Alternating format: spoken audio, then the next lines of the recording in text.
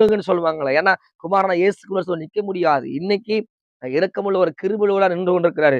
என்ன பாவம் செய்தாலும், என்ன அக்கிரமம் செய்தாலும் நம்மளை மன்னிக்கிறதா இருக்காரு. ஆனா கிருபாசனம் என்கிற சிங்காசனத்தை விட்டு அவர் வெள்ளை சிங்காசனத்துல உட்கார்ந்துட்டாருன்னா, அவ்வளவுதான் முடிஞ்சது. அதுக்கப்புறம் நியாயத்தீர்ப்பு தான். அதனால சொல்லுகிறேன், இந்த காலை வேளை செய்தி கேட்டுக் கொண்டிருக்கிற உங்க வாழ்க்கையில அந்த வார்த்தை கேட்டுக்கொண்டிருக்க உங்க வாழ்க்கையில ஒண்ணு சொல்லுகிறேன். தெய்வம் உங்களோடு தான் இருக்கிறாரு. வானாதி வானமிட்டு இருக்கிற சர்வ வல்லமையுள்ள உங்களோடு தான் இருக்கிறாரு.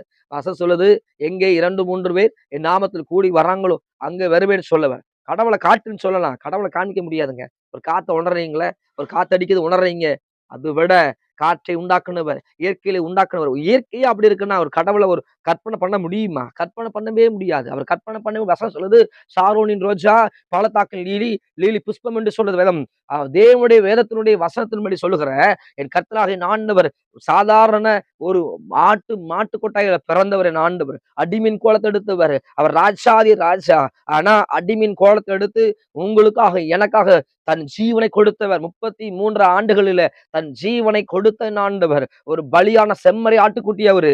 அவர்தான் உலகத்தின் ரட்சகர், தன் பாவத்தை போக்க வந்த மெய்யான ஆட்டுக்குட்டி. அதனால இந்த காலை வேளை செய்தி பார்த்து கொண்டிருக்க உங்க வாழ்க்கையில என்ன காரியம் இருந்தாலும் சரி, ஜீவனுள்ள தெய்வம், அவர் ஜீவிக்கிற தெய்வம். நீங்க டெஸ்ட் பண்ணி பாருங்க. இயேசுவே உண்மையால நீ தெய்வமா இருந்தா, கடவுளே நீ தெய்வமா இருந்தா, இயேசுவே யெகோவாவே தெய்வமா இருந்தா, இயேசுவே தெய்வமா இருந்தா, ஓ ஆவியானவர் தெய்வமா இருந்தா, எனக்கு வெளிப்படுத்துன்னு கேட்டு பாருங்க. உங்களுக்கு நான் வெளிப்படுத்துவா.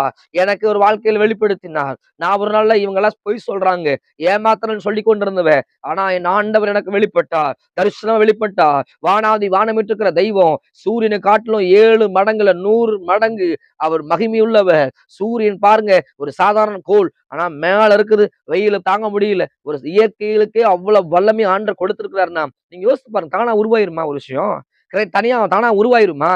ஒரு தாய் எப்படி இருந்தா தாய் இருந்தாதான் பிள்ளை உருவாக முடியும். அதே போல ஒரு தகப்பனாய் இருக்கிற என் தெய்வம் இருந்தனாலதான், நான் இருக்கிறனாலதான் நான் பேசிக் கொண்டிருக்கிறேன். நான் மரித்திருந்தா எப்போ என்னோட கல்லறையில புல் முளைத்திருக்கும். என் ஆண்டவர் ஜீவன் உள்ளவராய், என் ஆண்டவர் மகத்துவம் உள்ளவராய், என் ஆண்டவர் நடத்தி கொண்டு வந்து நிறைய பேர் சொல்ற காசேதான் கடவுள் அப்பா அப்படின்னு சொல்லி என்ன பண்றாங்க, அந்த கடவுளுக்கும் அது தெரியும் அப்பாங்கிறாங்க.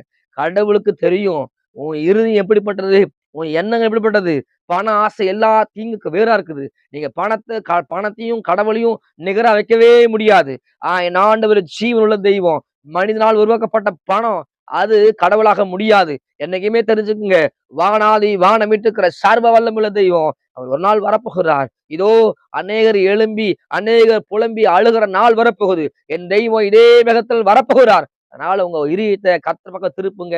தேவ நாமத்தை மகிமைப்படுத்துங்க. God bless you.